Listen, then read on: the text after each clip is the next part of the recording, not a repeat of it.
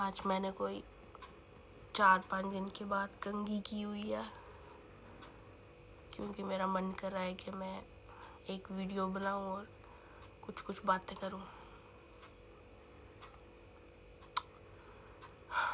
मैंने सोचा था कि एग्ज़ाम के बाद मैं बहुत मज़े करूंगी, ये करूंगी वो करूंगी, लिस्ट बनाई थी मैंने। पर जो एग्ज़ाम के बाद वाला जो ये फेज़ चल रहा है, मैंने कभी सोचा भी नहीं था कि ये इतना बुरा फेज़ होगा। बहुत ज़्यादा बुरा है, मेरे से बर्दाश्त ही नहीं हो रहा है ये गंदा वाला फेज़। मुझे नहीं जीना ये वाला फेज़। जो ये फेज़ चल रहा है ना, इतने बुरे मेरे ज़िंदगी के पिछले 2-3 साल भी नहीं थे जितने ये गंदे चल रहे हैं। पहले मैंने एग्ज़ाम दिया, वो रोना धोना, फिर उसके बाद मैंने और एग्ज़ाम दिए, उनके बीच में भी रोना धोना, उसके बाद रिज़ल्ट आया, फिर से रोना धोना, फिर रिज़ल्ट के बाद सब कुछ ढूंढो, क्या यहाँ एडमिशन मिलेगी, वहाँ मिलेगी, फिर वहाँ अलग रोना धोना, क्योंकि मैं सारे कहीं बस बॉर्डर लाइन पे हूँ, मोए बॉर्डर लाइन पे हूँ, पता नहीं। उसके बाद यही रोना धोना। बीच बीच में ना मैं ऐसे बिल्कुल चुप भी हो जाती हूँ, क्योंकि मुझे समझ ही नहीं आता है मैं क्या पहले कहूँ क्या बाद में कहूँ, क्योंकि इतना कुछ है मेरे पास कहने को। सोच रही हूँ कि मैं एक लिस्ट बनाऊँ पहले, मुझे क्या बात करनी है क्या बात नहीं करनी है। पर चलो ठीक है। अच्छा, उसके बाद आए दिन बस मैं ये वीडियो आती रहती है, अब ये होगा काउंसलिंग, ये होगी री नीट, ये वो सब कुछ। चलो ठीक है। अब एक लिस्ट आई हुई है, रोल नंबर की लिस्ट। अब उसके बेस पे कुछ बच्चों ने मेरिट लिस्ट बना दी, चैनल्स भी वही दिखा रहे हैं, और उसमें मैं अपनी रैंक देख के ना ट्रॉमेटाइज हूँ कि ये क्या है, ये क्या बकवास है, मुझसे बर्दाश्त नहीं हो रहा है वो। और कल परसों का फिर से रोना धोना स्टार्ट हो गया है मेरा,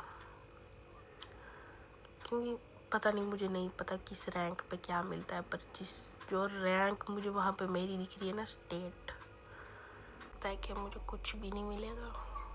पता नहीं, मैं बस सोच सोच के ही पागल हो रही हूँ। आजकल मैं इतनी ज़्यादा सेंसिटिव हो गई हूँ कि मुझे कोई 2 मिनट ऐसे देख लेगा ना, ऐसे बुरी, मतलब ऐसे गुस्से से, तो मैं फूट फूट के रोना शुरू कर दूँगी।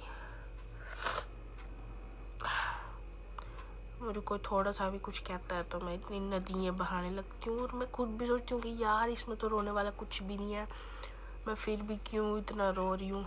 मुझे नहीं पता है मैं क्यों रोती रहती हूँ, पर बस मुझे रोना आता रहता है, मैं इमोशनल हो जाती हूँ।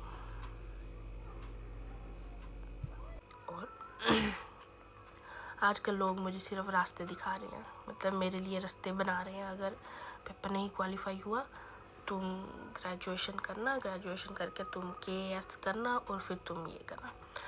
फिर कुछ लोग बोलेंगे कि अच्छा यार आजकल तो ये फील्ड सैचुरेट हो गई है, तुम और कहीं जाओ, ये करो वो करो। पता नहीं, शायद मेरे घर वालों को सुन के ये बुरा लगे, लेकिन मैं बस उन्हें ये कहना चाहती हूँ कि मैं क्या कोई मशीन हूँ, मैं क्या सिर्फ पढ़ने के लिए पैदा हुई हूँ।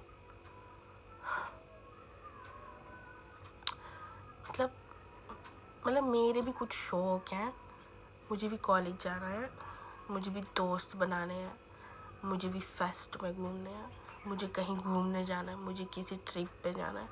मेरी ज़िंदगी में मेरे और भी शौक़ हैं। मैं सिर्फ किताबों के बीच ही नहीं रहना चाहती हूँ। पता नहीं क्यों ये लोग ये समझ ही नहीं रहे कि मुझे और भी कुछ ज़िंदगी के शौक़ हैं। मुझे कोई शौक़ नहीं हर वक्त पढ़ने का, हर वक्त बुक्स में ही घुसे रहने का। ओके ठीक है यार, करियर इज़ इम्पॉर्टेंट, बट भाई जब तक मैं ही नहीं ठीक हूँ, मैं अपना करियर कैसे बनाऊँगी? क्यों नहीं समझ रही है लोग? मुझे फिर से रोना आ रहा है, 1 मिनट।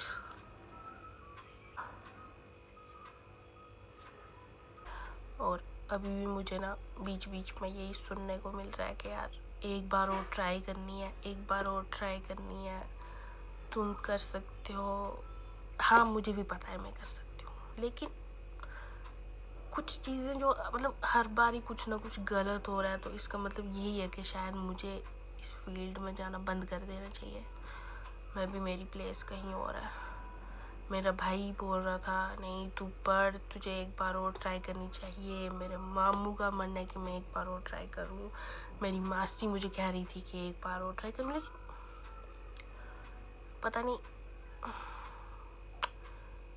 वो लोग ये क्यों नहीं समझ रहे मैं किस फेज से गुजर रही हूँ।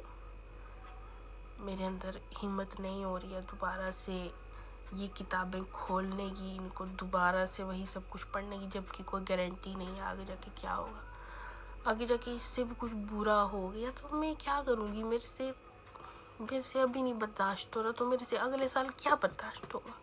मेरे से कुछ भी बर्दाश्त नहीं होगा। मेरी बहन ने नया फ़ोन खरीद लिया जिसमें मैं ये वीडियो बना रही हूँ। मेरा बहुत मन है ये फ़ोन लेने का, लेकिन मैं घर वालों से कैसे मांगूँ। वो मेरे पर टैग लगा देंगे। पेपर क्वालिफाई हुआ होता तो लेके दे देते। नहीं, शायद नहीं बोले, पता नहीं, शायद बोल दे। मेरी बहन ने तो बोल दिया, अब क्या पता वो भी बोल दे।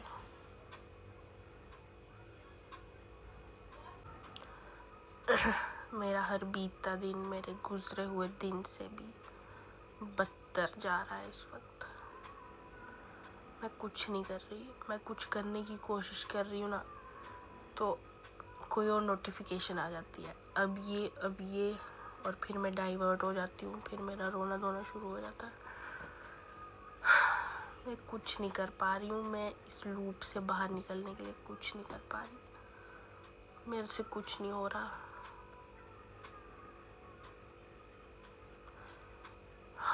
इसलिए मैं वीडियो बना रही हूँ, क्योंकि अपने मन में बड़बड़ाने से अच्छा है मैं वीडियो में बड़बड़ा लूँ।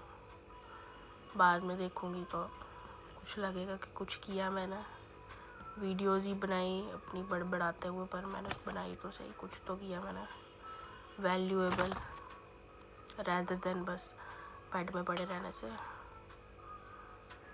पता नहीं हमारी इंडियन सोसाइटी ऐसी क्यों है कि बिना कोई पेपर क्वालिफाई किए हमें कुछ नहीं मिल सकता, कि you are worthy of none. पता नहीं ऐसा क्यों करते हैं सारे।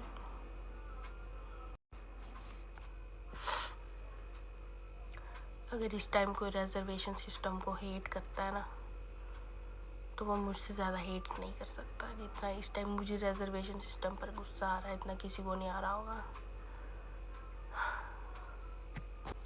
मैं 2 मिनट अपनी शक्ल कैमरे में देखूंगी ना, तो मैं रो दूंगी, मैं रो दूंगी, पता नहीं क्यों रो दूंगी।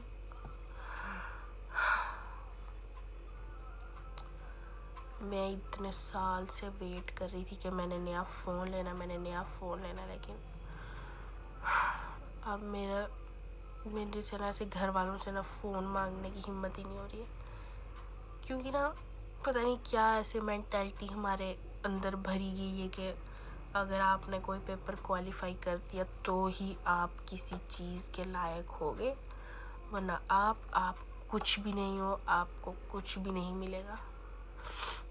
दो मेरे घर वाले बहुत सपोर्टिव हैं, बट फिर भी कहीं ना कहीं वो ये मुझे क्या ही देते हैं कि अगर तेरा पेपर क्वालिफाई होगा तो तुझे हम ये देंगे। एक बार मैंने कहा मुझे घूमने जाना है, मुझे ताजमहल देखने जाना है, तो मेरे भाई ने मुझे कह दिया कि तेरा पेपर क्वालिफाई होगा तो तू जाना। अच्छा, मुझे फ़ोन लेना है, मतलब मुझे महंगा फ़ोन लेना है, मुझे अच्छा फ़ोन लेना है, तो आगे से फिर मुझे ये डायलॉग पड़ रहा है कि अगर तेरा पेपर क्वालिफाई हुआ होता तो तुझे ले देते। यार नहीं हुआ तो क्या मैं कोई इंसान नहीं हूँ क्या। मुझे फिर से